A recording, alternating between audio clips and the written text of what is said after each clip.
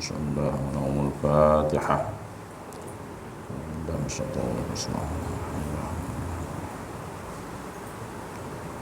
ya kan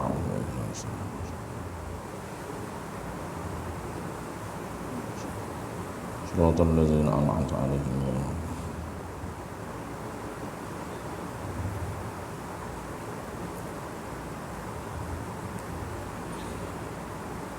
Shiratal ladzina an'amta 'alaihim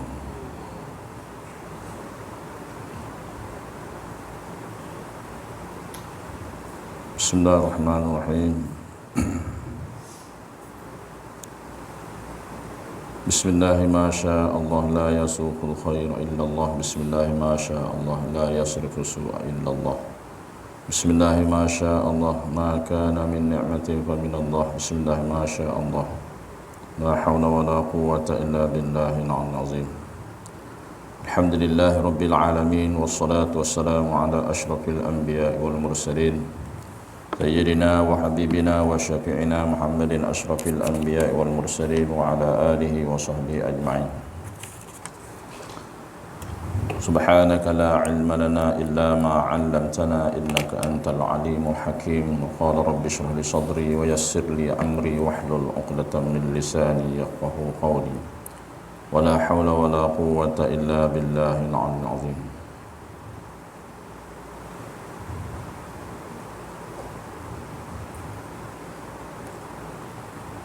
اللهم صل على سيدنا محمد الفاتح لما أغلق والخاتم لما سبق ناصر الحق بالحق والهادي إلى صراطك المستقيم وعلى آله وصحبه حق قدره ومقدار العظيم. الصلاة والسلام عليك يا سيدي يا رسول الله خذ بيدي قلت حيلتي أدركني.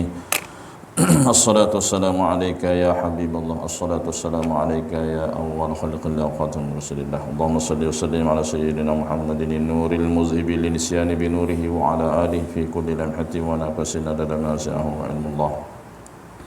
اللهم افتح علينا حكمتك وانشر علينا من خزائن رحمتك يا أرحم الراحمين. ربنا أتمم لنا نورنا واغفر لنا إنك على كل شيء قدير. الله لطيف بعباده يرزق من يشاء وهو القوي العزيز. ففهمناها سليمان وكنا آتيناه حكما وعلما سخرنا مع داود الجبال وسبحنا وتوكلنا فاعلين. وصلى الله على سيدنا محمد وعلى آله وصحبه وسلم. الحمد لله رب العالمين.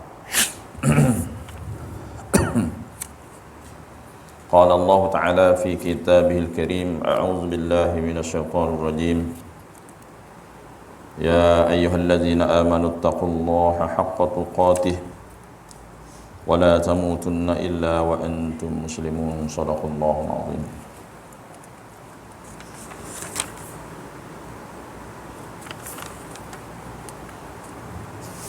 Yang saya hormati lagi dikasihi Tuan Pengurusi Masjid serta barisan pegawai dan jawatan masjid, Tuan-tuan Imam, Tuan Bilal, seluruh warga jawatan masjid dan sekitar penduduk muslimin dan muslimat, mukminin dan mukminat, hadirin hadirat sidang jemaah rahimakumullah. Apa khabar semua tuan-tuan dan puan-puan? Alhamdulillah wa syukurillah, marilah kita sama-sama merafakkan sedikit kesyukuran kepada Allah Subhanahu wa taala. Syukur atas nikmat iman, nikmat Islam yang Allah kurniakan kepada kita, yang mana begitu tinggi nilainya di sisi Allah Subhanahu wa taala. Alhamdulillah, tandanya tanda Allah mencintai kita, tanda Allah mengingati kita. Kata ulama, kita sentiasa mengingati Allah Subhanahu wa taala. Begitu juga tanda Rasulullah sallallahu alaihi wasallam ingat kepada kita, maka kita sentiasa ingat kepada Rasulullah sallallahu alaihi wasallam. Tanda kita, ulama-ulama, tuntut guru kita cinta kepada kita, tandanya ialah kita sentiasa mengingati mereka. Begitulah seterusnya kepada ibu bapa kita, keluarga kita dan sebagainya, insya-Allah. Alhamdulillah, pada kesempatan pagi yang mulia ini Kita teruskan lagi kuliah kita sebagai santapan rohani kita. Semoga boleh mengubah diri kita, jasmani kita, rohani kita lebih dekat dengan Allah Subhanahu Wa Taala dengan asbab ilmu yang kita ikuti ini. Banyak faedahnya. Kalau nak dibandingkan dengan dunia, jauh sekali lah. Seperti mana kita dengan guru-guru yang mengajar kita. Contoh, kalau kita buat kerja dunia, contohnya buat kebun dan sebagainya, dijanjikan dengan ganjaran yang begitu hebat. Contohnya diplawa, di offer kerja, dibayar upah yang begitu tinggi, sampai ratus ribu, 200 ribu. Maka sudah pastilah dengan kerja yang kebun yang gitu kecil diganjarkan sampai ratusan ribu. Nescaya kita akan bekerja siang malam, bekerja siang malam kerana nak mendapat habuan upah tersebut. Betul lah. Sebab kenapa rajin kerja siang malam ni? Sebab aku ditawarkan kebun yang 1 ekar, 3 ekar tu dibersihkan oleh tuan punya kebun, diganjarkan 200 ribu contoh. Kita pulun lah buat kerja nak dapat gaji. Sebab tuan tanah tu janji nak bagi kat kita. Okey. Adakah kita betul-betul yakin dia akan menunaikan janji? Mungkin dia mati tak bayar gaji kita. Mungkin juga dia bankrupt dan sebagainya. Mungkin janji 200 ribu, dia akan bayar 100 ribu saja. Betul tak? Sebab janji dia tu belum pasti. Okay, kalau dapat duit sekalipun, duit tu akan kekal tak? Habis kan? Jadi saya nak buka minda kita pada pagi, bagaimana nilai kita. Nilai kita dengan kerja dunia, dengan upah dunia dengan Allah SWT. Okey, contoh lagi, itu kerja. Bagaimana nilainya seorang hamba Allah SWT mentaati perintah Allah SWT. Contoh sembahyang, betul tak? Sembahyang besar ganjaran dia kan? Sembahyang menyebabkan kita diluaskan rezeki, senang hidup kita dunia dan akhirat, dijanjikan syurga. Sembahyang kan contoh. Tapi kita perasan tak setara mana kita buat kerja sembahyang tu betul-betul tak? Contoh ada yang sungguh-sungguh, ada yang sambil lewa, betul tak? Okey, tak sama dengan kerja yang kita nak dapat 200 ribu tadi tu. Tapi janji Allah itu benar kan? Sebab sembahyang masuk syurga contoh. Adakah Allah mungkir janji? Tidak sekali kan? Allah tak mungkir janji. Yang disampaikan oleh Nabi lagi, Nabi yang menyampaikan kepada kita, tidak sembahyang lagi dapat pahala kan? Sembahyang dapat pahala kan? Dapat pahala masuk syurga, dibebaskan daripada neraka dan sebagainya, diluaskan rezeki, dimurahkan rezeki. Setara mana kita yakin tu janji Allah kepada kita tu, sedangkan Allah tak mungkin janji. Tapi persoalannya, kenapa dan mengapa masih ramai di kalangan kita masih lekuk dalam beribadat kepada Allah, sembahyang sambil lewa? Sebab apa? Sebab kita tak nampak habuan tu di depan mata kita. Berbanding dengan kerja yang kita buat tadi, kita nak dapat duit 200 ribu, 300 ribu, betul tak? Kita sama-sama muhasabah diri dah tuan-tuan. Ni untuk nasihat diri sendiri dah. Sepatutnya itu janji Allah. Lagi-lagilah kita kerja siang malam, betul tak?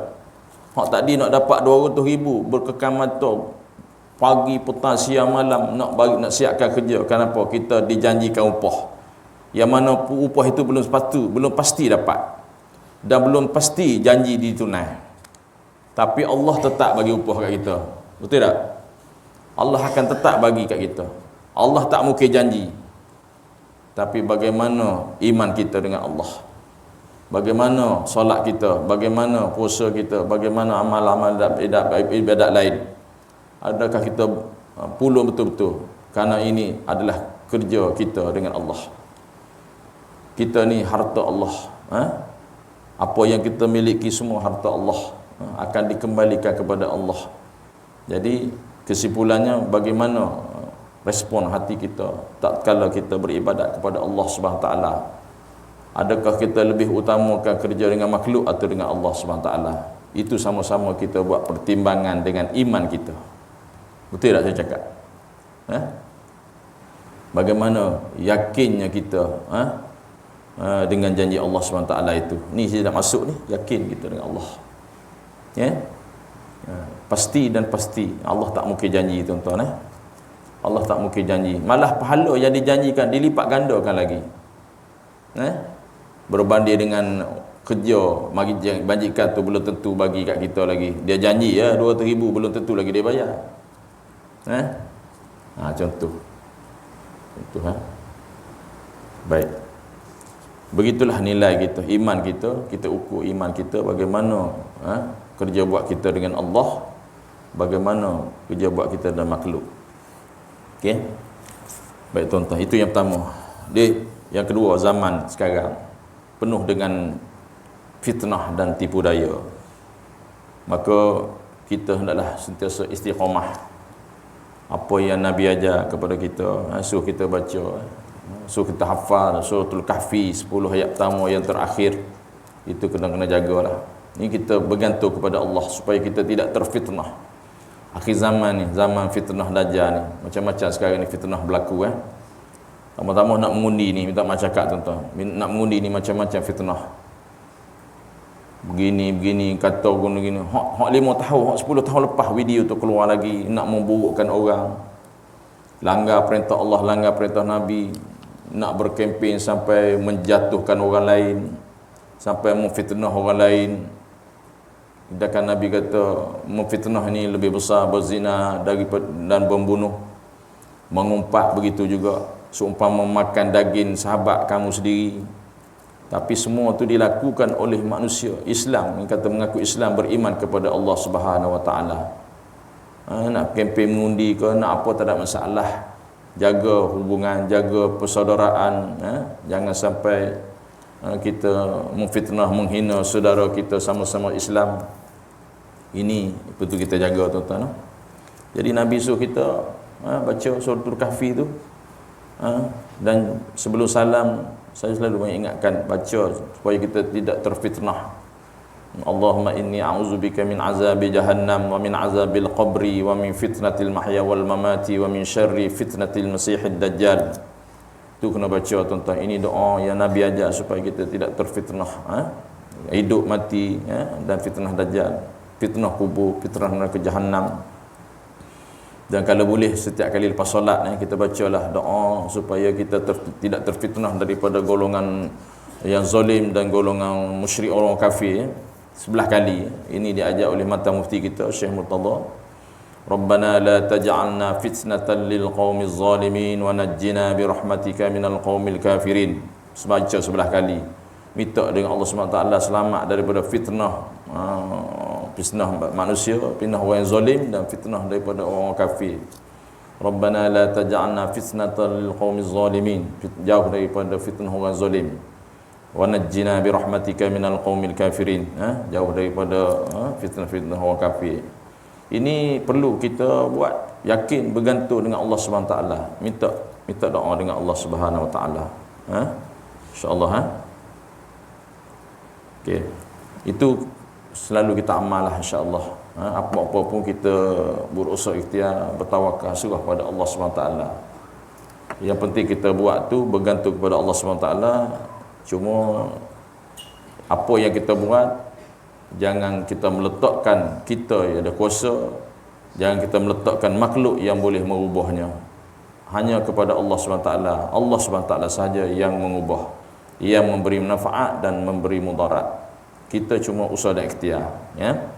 Asbab usaha dan ikhtiar juga adalah bergantung dengan izin Allah Subhanahu Wa Taala. Barulah selamat akidah kita, insya-Allah. Itu mukadimah. Ini amal, insya-Allah. Amal supaya kita tidak terfitnah. Kita masuk pada muka surat 21, bab yang pertama, menjaga 7 anggota zahir. Qala musannif, qala al-musannif wa nafa'na bi ulumihi fid darain amin ya rabbal alamin. Semoga Allah memberkati tuan-tuan guru kita, amin ya rabbal alamin. Bismillahirrahmanirrahim. Menjaga 7 anggota zahir. Fasa yang pertama iaitu menjaga mata. Baik tuan-tuan, harta, kata ulama, harta yang bernilai, harta yang tinggi nilainya, yang perlu kita jaga, yang Allah beri kepada kita, apa dia? Kita sendirilah. Saya nak tanya tuan-tuan, harta yang paling berharga pada kita apa dia? Harta yang Allah kurniakan kepada kita yang paling berharga apa dia? Bukan kekayaan, bukan duit. Apa dia tuan-tuan? Itu kehidupan.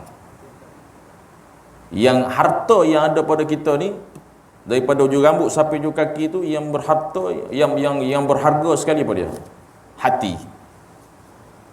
Hati termasuklah anggota 7 ni. Mata, telinga, tangan, kaki. Yang paling penting ialah harta yang perlu kita jaga, yang Allah beri kepada kita, iaitu dalam diri kita, itu hati. Hati itu dah raja, raja kepada anggota kita. Itu harta. Kita ni hamba, kita ni hamba Allah, kita ni harta akan ditarik balik oleh Allah Subhanahu Wa Taala. Ingat no? Bukan tarik gitu saja, maka Allah akan soal satu persatu. Mata kita, telinga kita, tangan kita, kaki kita, hati kita, seluruh anggota kita zahir dan batin akan dipersoalkan di hari akhirat nanti. Ini mata salah satunya anggota yang Allah kurniakan kepada kita. Ini harta Allah SWT, bukan harta kita lah. Kita duk perasan harta kita.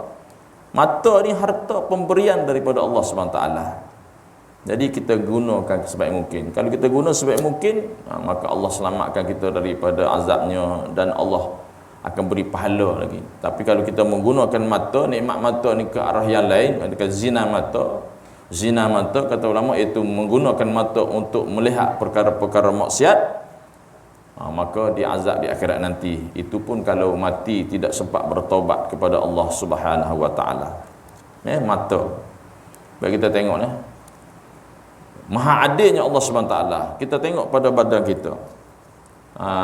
Kalau yang sepasang tu Allah letak kiri kanan, betul kan? Mata kiri kanan, mata kanan, mata kiri. Kalau hidung satu je, tak di tengah-tengah. Kan? Hidung tengah-tengah. Lubang hidung kiri kanan, 2 kiri kanan. Nampak? Telinga ada sepasang, kanan kiri. Mulut satu je di tengah-tengah. Pusat satu je. Kan? Kemaluan kita satu di tengah-tengah. Paha kanan kiri, tangan kanan kiri, kaki kanan kiri. Kita tengok kita tengok jasad kita. Nak ceritanya apa? Nak cerita maha adilnya Allah SWT, sempurnanya Allah SWT menjadikan kita. Kita syukur atas badan kita pun dah besar dah pahala dia. Kan? Kita tak perasan, mata, kening, sepasang. Okay? Nampak? Kepala satu je, ada tengah-tengah. Masya Allah, hebat Allah jadikan. Kita bersyukur atas pemberian Allah SWT itu pun dah Allah tambahkan nikmat. Apatah lagi kita menggunakan nikmat yang Allah kurnia untuk jalan kebaikan, untuk pahala, untuk akhirat, untuk kenal Tuhan. Tu. Baik, mata. Kebaikan mata yang diberikan dengan dunia dan akhirat. Kebaikan mata yang diberi, yang berkaitan tu dengan dunia dan akhirat. Jadi kita gunakan mata ni untuk dunia dan akhirat. Dunia untuk kita pergi bekerja dan sebagainya, kita guna mata. Untuk akhirat, kita guna mata kita untuk kita baca Quran dan sebagainya. Contoh, kita akan hurai Iaitu tajuk ini, nota kaki di bawah tu, nombor 50 tu, tajuk ini adalah tambahan Al-Fakir. Al-Fakir tu tuan guru kita lah. Itu penterjemahan kita ini, itu Al-Fadhil Ustaz Muhaddith Jo, hafizahullah ta'ala. Kalau kitab kuning tak ada lah. Kalau kita asal ketahuilah Allah Subhanahu Wa Taala telah menjadikan mata untuk beberapa kebaikan dunia dan akhirat.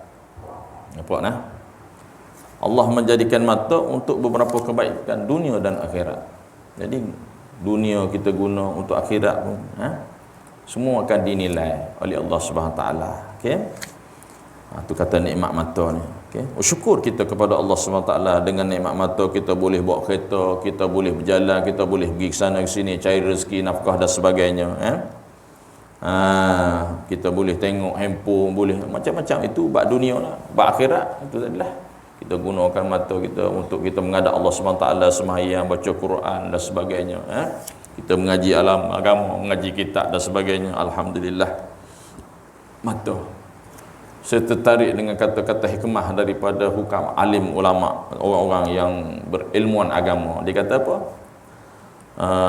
Biar mata buta tak nampak akhirat, jangan hati buta.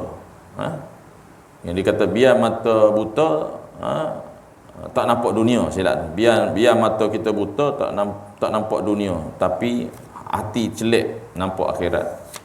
Jangan hati buta tak nampak akhirat, walaupun mata celik nampak dunia. Berdalam maksud dia tu, begitulah kita tuan-tuan hari ni. Kita ingat orang yang Allah bagi orang yang tu buta, adakah dia buta seluruhnya? Tidak. Malah orang yang buta tu, orang yang buta tak nampak tu, hati dia lebih celik daripada kita yang celik ni. Kita nak apa? Kita nak hati kita celik, mata kita celik. Itu alhamdulillah. Tapi masalahnya ada Allah beri kita mata celik tapi hati buta, tak nampak akhirat. Orang yang mata buta tapi nampak akhirat, kita tengok ilmunya tinggi, boleh hafiz Quran dan sebagainya. Kita mata celik tapi kita tak guna untuk menghafal, nak baca Quran dan sebagainya. Juzuk amma pun tak hafal kita, termasuk saya. Contoh tuan-tuan. Bermakna apa kita nak cerita tu? Belum tentu hati dia buta. Allah bagi dia mata buta, belum tentu dia hati dia buta. Kita ni ada yang mata celik tapi hati buta. Kita nak apa? Kita nak mata kita celik, hati kita pun celik. Tu kita nak. Gitu. Baik. Antara kebaikan mata yang berkaitan dengan dunia, berkaitan dengan dunia ialah dia bagi nota kaki di bawah tu. Apa maksud kebaikan mata dengan dunia tu? Dia hurai pula situ. Nota kaki tu, dalam kitab asal disebutkan dahulu kebaikan yang berkaitan dengan akhirat, kemudian barulah disebutkan dengan kebaikan dunia. Kita kena utama akhirat dulu. Tengok cantiknya olahan tulisan pengarang kitab, mesti dia utamakan akhirat. Apa-apa pun dicerita bab Allah dulu, bab akhirat dulu. Kenapa? Kerana kita hendaklah mengutamakan akhirat dulu daripada dunia. Baik. Al-Faqir sebaliknya mendahulukan, mana tu? Nota kaki muka surat 22. Kita hurai nota kaki dulu. Dia tu. Al-Faqir itu Ustaz Muhammad Ju sebaliknya mendahulukan kebaikan yang berkaitan dengan dunia dahulu. Dia sebut dunia dulu, kemudian baru akhirat. Tak ada masalah lah. Begitulah yang Al-Faqir lakukan untuk beberapa anggota badan yang lain. Tujuannya hanyalah supaya perbincangannya lebih dekat dan mudah difahami serta lebih tersusun dengan dahulunya kehidupan dunia di dunia sebelum akhirat. Betul lah. Bukan dia nak ubah dah. Maknanya betul lah, perjalanan kita dunia dulu baru pergi akhirat, sesuai dengan kehidupan kita, tak ada masalah. Tapi kecintaan kita dalam hati kita mestilah utama akhirat daripada dunia. Maksud situ. Tapi nak cerita perjalanan kita ni, cerita bab dunia dulu, barulah kepada akhirat. Cantik dah tu susunan dia tu. Baik tuan-tuan, itu maksud dia. Baik. Ialah yang pertama dia kata apa? Melihat apa yang diusahakan oleh dirinya sendiri. Ni. Ni. Kebaikan mata ni. Yang pertama, kebaikan mata ni ialah melihat apa yang diusahakan oleh dirinya sendiri. Diri kita sendiri. Kita guna mata ni. Apa dia? Nota kaki di bawah tu 52. Sama ada yang berkaitan dengan apa yang dilakukan setiap hari, seperti bangun daripada tidur, alhamdulillah, bangun daripada tidur, alhamdulillahillazi ahyana ba'dama amatana wa ilaihin nusyur. Tidur, membersihkan diri, memakai pakaian, memasak makanan, semua guna dengan mata. Makan, minum, atau berkaitan dengan perusahaan seperti melakukan aktiviti jual beli dalam perniagaan, pagi-pagi nego pagi-pagi jual nasi lemak, nasi kabu dan sebagainya, mata kita guna mata. Dan perkhidmatan atau berkaitan dengan pekerjaan seperti tugasan sebagai seorang guru dengan mengajar, menterbiah dan mendidik anak murid, seorang pekebun dengan bercucuk tanam dan lain-lain. Ini gunakan mata, ya. Ini bersyukur gunakan mata. Tapi ada yang sedihnya gunakan mata bekerja siang malam, tapi sedihnya yang malamnya lupa kepada Allah. Lupa kepada Allah. Tengok, mata tu kita gunakan, mata tu Allah beri kepada kita, tapi tak semualah. Ada sebahagian kita ni bisnes sana bisnes sini sampai lupa nak sujud kepada Allah. Macam saya mukadimah tadi tuan-tuan, bekerja kebun tadi, penat kan? Penat kerja kebun tu, sakit urat habis, menebahnya, mencakurnya, penat no. Tapi kita kerja tu nak dapat habuan 200,000 tadi tu, belum tentu dia bayar, betul tak? Penat no. Tapi kita tuan-tuan diganjarkan surga tuan-tuan. Semayang penat tak semayang? Saya nak tanya tuan-tuan, penat tak semayang 4 rakaat, 2 rakaat subuh, penat tak? Penat tak? Tak penat kan?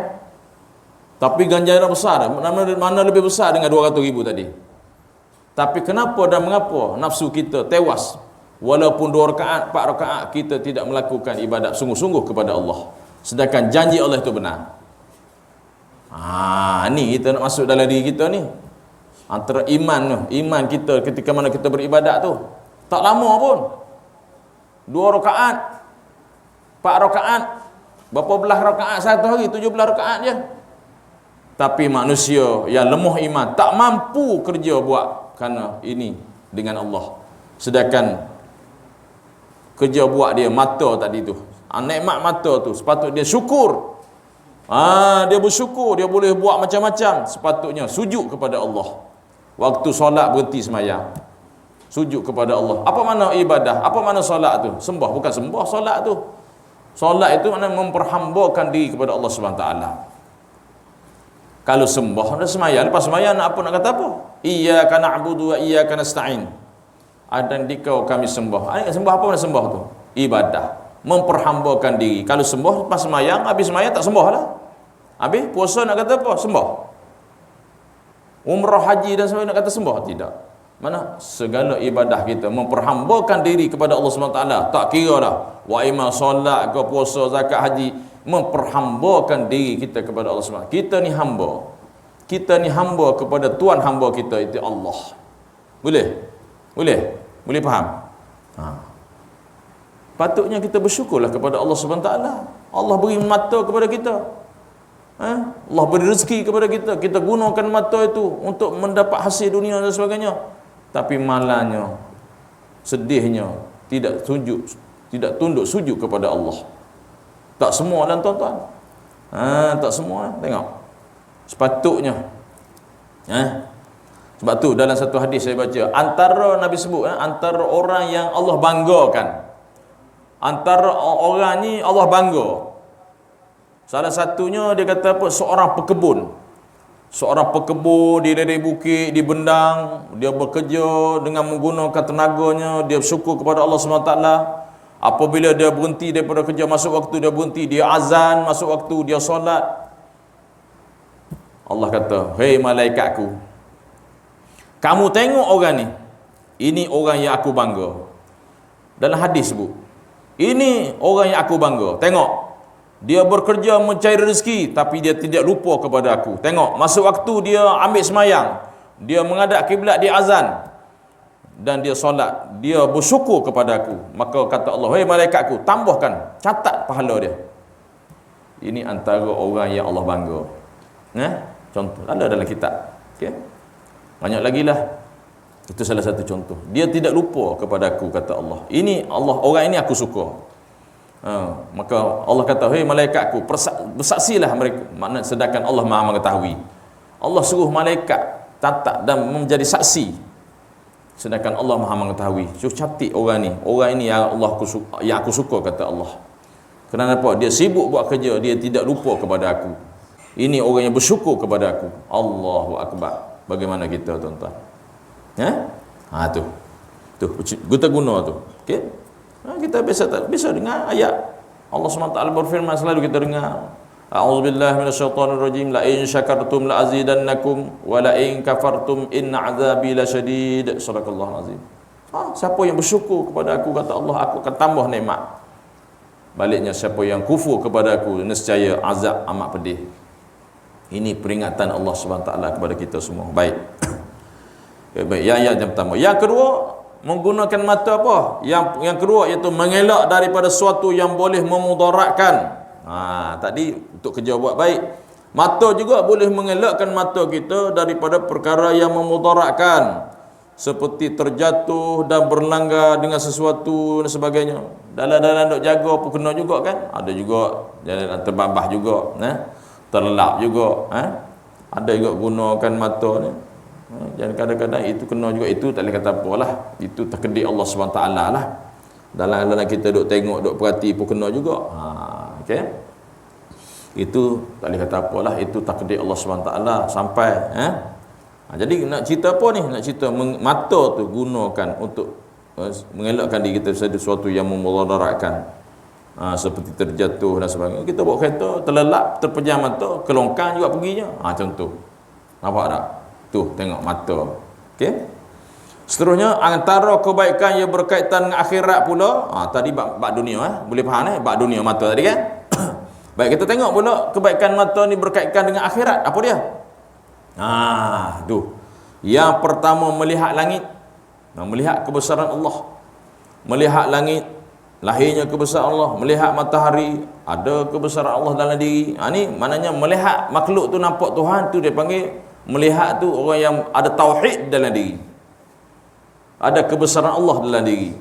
Sehingga mana tak tahulah ini hadis sahih atau tidak, ulama sebut tafakkur sejenak itu, tafakkur sejenak itu ada kebesaran Allah dalam diri lebih besar daripada solat 1000 rakaat. Tafakkur mana hati itu mengingati Allah SWT. Nampak tak besarnya pahala mengingati Allah SWT, lebih besar daripada solat. Okey, baik. Melihat langit. Melihat langit, matahari, bulan, bintang dan lain-lain, supaya kamu menjadikan semua ciptaan ini sebagai dalil. Lihat langit, lihat matahari, bintang supaya menjadi dalil. Kita berdalilkan. Melihat langit itu dalil atau bukti, dalil akal bahawa apa? Tentang kewujudan Allah SWT. Okey? Tentang kewujudan Allah SWT. Jadi kita menggunakan mata, kita melihat langit, maknanya itu dalil bahawa Allah itu ada. Langit tidak akan terjadi dengan sendiri tanpa yang menjadikannya Allah. Jadi kita gunakan mata untuk i'tiqad di dalam diri itu, untuk meyakini bahawa Allah itu wujud. Dia kata Allah itu wujudi, iaitu wujud yang sebenar wujud. Allah SWT yang menjadikan langit, matahari, bulan, bintang. Jadi situ ada gunakan mata tu untuk membesarkan Allah. Lihat mata tadi masuk kepada otak hati kita, meyakini bahawa Allah itu ada, yang menjadikan langit, matahari, segala makhluk ni, itu alam ni, itu dijadikan oleh Allah SWT. Besar pahala dia. Sebab itulah kata ulama, ada beberapa perkara yang mana kita melihat ini dapat pahala. Contohnya melihat laut, melihat langit, melihat Kaabah, melihat Al-Quran, melihat ibu bapa. Itu antara perkara-perkara yang mana diberi pahala apabila kita melihat. Tu. Okey? Ini dikatakan dalil atau bukti tentang kewujudan Allah SWT, keesaan, itu wahdaniyah, keesaan Allah SWT dan kekuasaannya dan kudrah. Maknanya itu dalil tu. Kita guna mata tu. Okey. Dapat pahala sebab mata kita digunakan untuk mentauhidkan Allah. Jadi pahala besar tu. Kita tengok makhluk, nampak Allah. Kita tengok makhluk, nampak kebesaran Allah. Begitu. Jangan kita tengok makhluk, nampak besar makhluk. Jangan kita tengok makhluk yang buat. Salah tu. Kita tengok makhluk tu, Allah yang menjadikannya. Ada tauhid di situ. Baik. Apa lagi kebaikan akhirat? Yang keduanya melihat Al-Quran. Tu bab tu kata ulama, sibuk macam mana kita pun tak boleh baca sekurang-kurangnya ambil Quran, cium Al-Quran tu. Kata Imam Syafi'i, tidak tergolong kita ni ahli Al-Quran kalau sehari kita tidak baca Al-Quran, sekurang-kurangnya 100 ayat ataupun satu muka sehari. Okey. Melihat Al-Quran sikit ya. Pukul 7 kita berhenti ya. Melihat Al-Quran bagaimana kita hari ni? Nak melihat Al-Quran macam mana ustaz? Saya baca Quran tak boleh ustaz. Tak lancar. Oh, tak lancar. Belajar tak? Tak belajar. Ada guru tak? Ada. Sibuk. Tak boleh kata apalah. Jawab sendirilah. Saya bukan tak nak mengaji ustaz. Saya nak mengaji ustaz, baru nak mengaji ustaz guru mati. Oh, ada cakap macam tu. Ada lah yang buruk. Ada juga dah. Habis guru lain tak ada? Tak ada, seorang tu je. Bohongnya. Macam tu. Ada juga dia buat lawak gitu. Saya bukan tak nak mengaji ustaz. Saya bukan tak nak mengaji ustaz. Saya mengaji guru mati. Lepas tu guru lain, guru kedua pun mati juga. Mati. Guru ketiga mati juga. Kalau macam tu tunggu hang lah mati. Kita cakap macam tu. Kalau macam tu tunggu hang lah mati, senang. Bila hang mati senang orang mengaji kat hang pula. Contoh. Jangan gitu ustaz. Ada juga orang cakap macam tu dah. Ada ya buah kilah. Betul tak ni? Iya tuan-tuan, kita nak jawab apa di akhirat nanti? Quran ada tak baca? Ustazah ada tak mengaji? Kita nak jawab apa dengan Allah SWT? Kita mengaku umat Nabi Muhammad sallallahu alaihi wasallam, sambut maulid Nabi tiap-tiap tahun. Tapi kita tidak ikut sunnah Nabi. Kita tak ikut ajaran Nabi, tak baca Quran. Malu kita menjadi umat Nabi Muhammad sallallahu alaihi wasallam kalau kita tidak boleh baca Quran. Betul tak? Ini Al-Quran ni mukjizat yang terakhir yang Allah kurniakan kepada Nabi kita sallallahu alaihi wasallam, kepada kita lah. Semalam Kutubah hari Jumaat semalam kan, kita gunakan masa untuk apa? Malam Jumaat baca Yasin, Suratul Kahfi kan. Kan? Saya pun lama dah tak jemput khatib. Tak apalah, boleh rehat. Okey.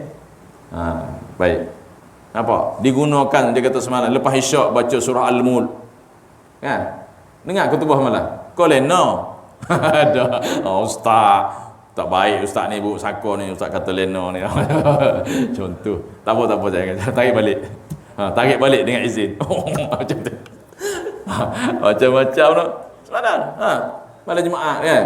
Baca surah Yasin, surah Kahfi. Saya pun malam Jumaat pergi ke Rembau. Program bersama dengan Tarekat Ahmadiyah baca. Lepas maghrib baca Kanzu Sa'adah. Lepas tu semaya isyak baca Suratul Kahfi. Adalah doa lepas tu balik balik makan bihun seorang sebuku, makan balik setengah jam juga, 45 minit juga sini ke Rembau dekat madrasah at-taufiqiyah apa. Okey. Nak cerita apa? Nak cerita gunakan mata tu. Baik dah. Kita gunakan mata untuk melihat Al-Quran. Dapat pahala tak? Dapat pahala. Allah bagi tak? Bagi. Melihat Quran guna mata. Apatah lagi membaca Al-Quran. Setiap ayat yang kita baca tu, satu tu, masya-Allah diberi pahala. Tak dikira. Baca pahala Quran tu akan tunggu di akhirat nanti. Dalam kubur dah tunggu dah. Fadilat kita baca Quran tu. Nabi sebut kalau kita baca Quran, dia akan menjadi teman kita di dalam kubur. Kan Nabi sebut dalam hadis, Al-Quran yang kita baca tu memberi syafaah kepada kita di akhirat nanti. Nampak tak tuan-tuan? Guna apa tu? Mata tu. Kita guna mata tu. Masya Allah, tabarakallah. Ini berat tak saya tanya? Berat tak tuan-tuan? Lihat langit, lihat matahari, adanya Allah SWT. Lihat Quran, berat tak? Baca Quran, berat tak? Berat tak? Tak berat kan? Baca Quran tak berat. Pahalanya besar. Berbanding dengan kerja kebun tadi tu, diganjarkan 200,000, 300,000, berat tak? Berat. Penat, berpeluh. Letih. Nak dapat 200,000 tu belum tentu, janji tu belum pasti. Ni pasti tak? Pasti. Nampak? Kita compare kan dengan iman kita. Yang ketiga, melihat jalan ke masjid. Melihat jalan ke masjid. Ni jalan masjid pun tak tahu. Ada setengah tu jalan masjid tu, baru turak. Bagus ha. Awak duduk mana? Saya duduk kampung sawah contohlah. Bagus ha. Baru turak jalan tu. Saya lalu hari-hari jalan. Saya yang buat jalan tu ustaz. Setengah masjid. Tak ada ustaz. Tu dia. Tu contoh. Saya yang buat masjid tu. Saya yang buat jalan masjid tu. Singgah masjid dah. Lalu hari-hari ustaz tak singgah. Tak singgah ustaz, sibuk ah. Contoh. Bukan sinilah part lain. Lalu hari-hari masjid tu tak singgah. Allahu akbar. Kena lagi. Betul tak? Dia tahu tu perkembangan masjid tu. Imam pengusi baru, imam baru, bila baru dia tahu tu. Tapi masjid tak pergi sibuk. Saya tahu sah. Tahu sebab ada dalam geruk. Dalam geruk ya. Dalam geruk ya tak jadi. Masuk dalam masjid contoh tuan-tuan. Saya biasa pergi masjid tu. Pergi apa? Masuk kencing tanda. Saya biasa pergi masjid tu.